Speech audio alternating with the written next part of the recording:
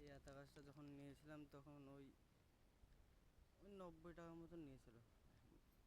এখন আলহামদুলিল্লাহ আতা ধরেছে, এই একটা ধরেছে, নিচে এইখানে একটা ধরেছে,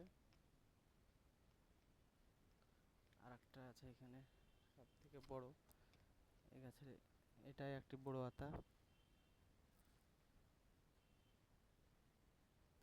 এই গাছটা সাধারণত ব্যাঙ্গালোরের ওই সাইডকারই হবে, তার কারণ যা ফলের সাইজ আর যা বড় ফল ওই সাইডই এই গাছটা দেখতে বেশি পাওয়া যায়।